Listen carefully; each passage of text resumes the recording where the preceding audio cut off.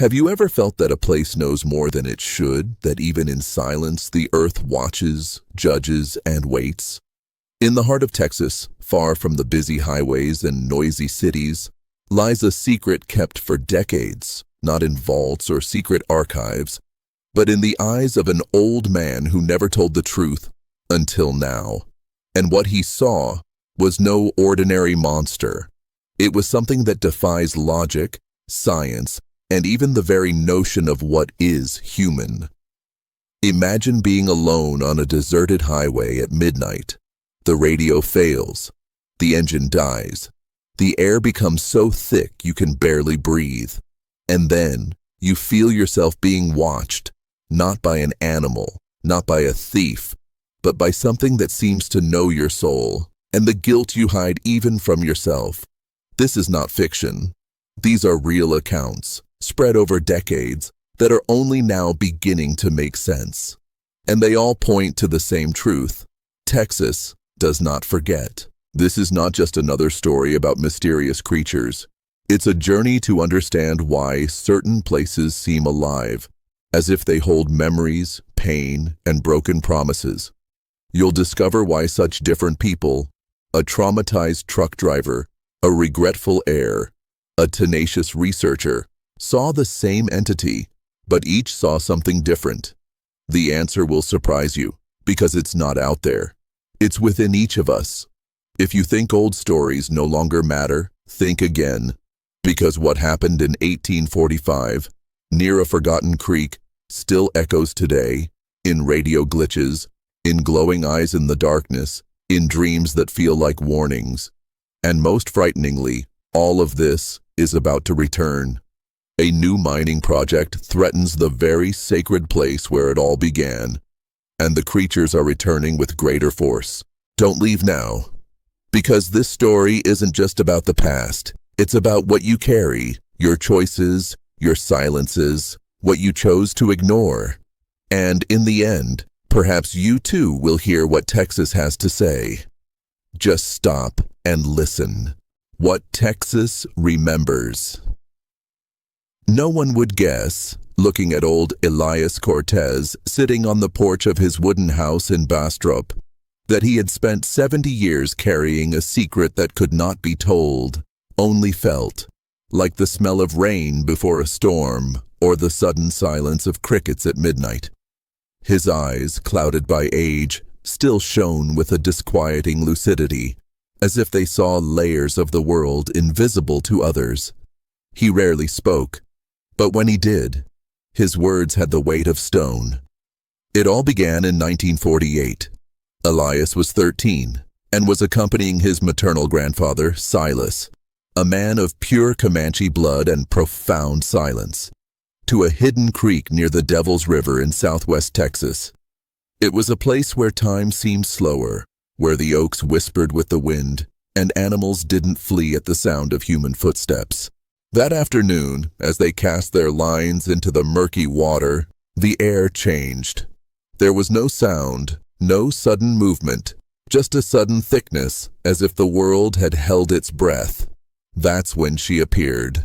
At the water's edge, among the reeds, stood a figure that defied logic.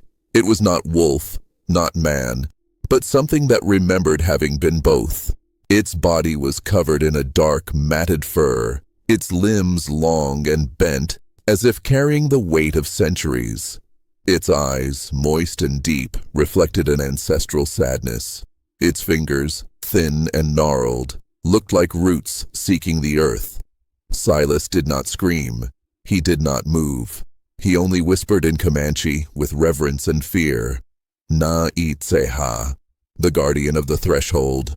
That night, before a low fire, Silas told Elias what few knew. Those entities were not demons nor lost beasts. They were echoes of ruptures, manifestations of the imbalance caused by unresolved violence, by broken promises, by stolen lands and erased histories. Texas, vast and ancient, was a mosaic of buried memories.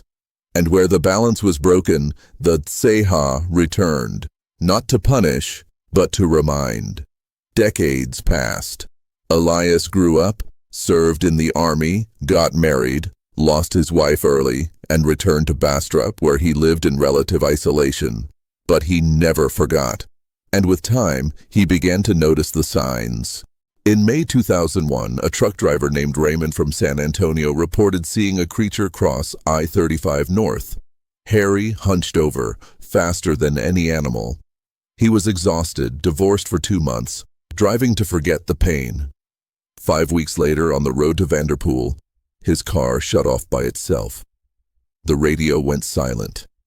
The engine stopped. The air grew heavy, as before a lightning strike. And there she was again, larger, more intense, with eyes that glowed orange under the headlights. Raymond drew his revolver, accelerated, and barely escaped. But what frightened him most wasn't the attack. It was the feeling that the creature had recognized him. That same night, 120 kilometers away, a young man named Mateo woke to the sound of slow footsteps on the porch of his rural home. His grandfather, an influential rancher in the 1950s, had evicted indigenous families from their land without warning. Mateo, now the heir to that property, felt torn between family pride and a silent guilt. Peering through the window, he saw the same creature Raymond had described, but to him it seemed more human, almost weeping. He didn't scream. He just prayed until it disappeared into the shadows. Elias read these reports in the local newspapers with obsessive attention. Each new testimony, Shelley in Oklahoma, seeing a creature that turned into green mist. A couple near Huffman spotting an 8-foot-tall being with backward-facing feet. A man at Lake Proctor paralyzed with terror before glowing white eyes was more than coincidence. The cycle was accelerating. The creatures weren't multiplying. They were concentrating. Something had been disturbed again. That's when Lena appeared. The daughter of a folklore professor at the University of Texas at Austin, Lena had spent years collecting stories of things that walk the night in the state. She found Elias's name in a forgotten diary from the Brewster County Sheriff, dated 1958, the year Mrs. Delbert Gregg saw a werewolf-like creature peering in her window during a storm. Lena brought with her recordings of traumatized drivers, maps with dozens of sighting points, and a question that haunted her. Why do all these people see different things? Elias received her with skepticism, but something in her eyes, a mix of curiosity and respect, not sensationalism, made him speak. Because each one sees what they carry inside, he said, serving her a glass of cold well water. The truck driver sees a predator because he fears losing control. The boy sees a monster because he fears becoming one. But the creature, it only wants us to remember. Lena dove into the historical archives. Between the lines of colonial diaries, in forgotten records from 19th century newspapers, she found an erased fact. In 1845, near the Devil's River, a group of settlers attacked a Comanche camp. Among the dead were children who lived among wolves, including a girl who, according to witnesses, spoke with the animals and walked with them as siblings. Her body was never found, but the settlers' diaries reported that the following night, wolves surrounded the ranch and howled in human voices until the girl disappeared into the woods with 2 pups. Elias confirmed, his voice choked with emotion. She wasn't a girl. She was a Tséhá, a guardian of the balance. When they killed her, the territory lost its voice. Since then, the creatures return whenever someone forgets that the land has memory. That spring, a mining company announced plans to drill a new natural gas well near the creek where Elias had first seen the creature. The news was met with applause from the city hall. Jobs, progress, development. But Elias felt a chill down his spine. That same week, 3 new reports emerged. A truck driver swore he saw eyes glowing by the roadside. A woman woke up with her radio on, playing Static and then Werewolves of London. And a teenager, camping with friends, saw a green mist rise from the creek, and within it, something rise on 2 legs. watching. Elias knew what needed to be done. The night before the drilling, he and Lena walked to the creek under a star-studded sky. They carried with them a bone bead necklace that Silas had worn until the end of his life, a handful of sacred tobacco, and a letter written by Lena, not of apology, but of acknowledgement. We remember. We listen. This land is not ours to possess, but to honor. They placed everything under an ancient tree whose branches curved like hands in prayer. There was no explosion, no spectacular apparition. Only the wind changed direction. The crickets, silent for weeks, began to sing again. And for the first time in months, the sky seemed at peace. Months later, the report ceased. The mining company abandoned the project, citing geological instability. Raymond started driving at night again, with less fear but more respect. He would sometimes stop on deserted roads just to listen to the silence. Mateo, in turn, began returning small parcels of land to local indigenous communities and planted hundreds of native trees on his grandfather's property. And Lena published a book, not about monsters or conspiracy theories, but about places that weep in silence, and about how listening is, sometimes, the only possible act of reparation.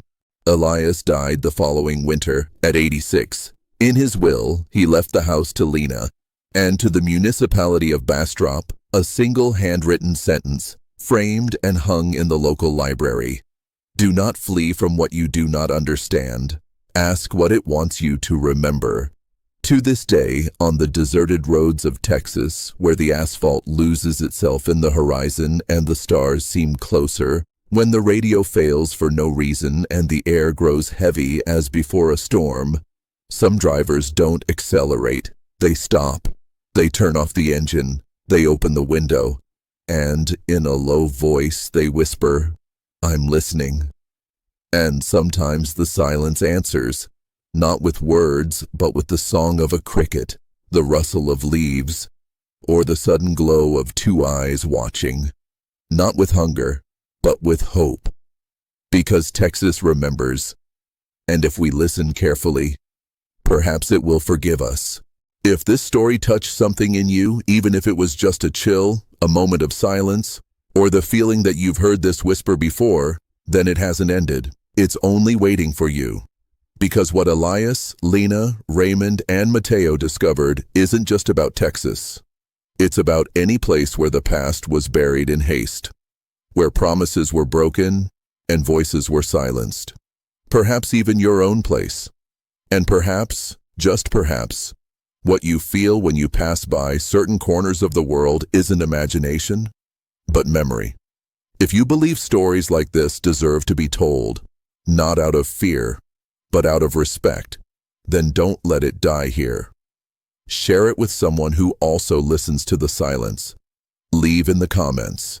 Have you ever felt that a place wanted to tell you something? What do you think it was trying to make you remember? Subscribe, because stories like this aren't just told, they are inherited. And as long as there are those willing to listen, they will never be forgotten. Texas remembers, and now you remember too. If this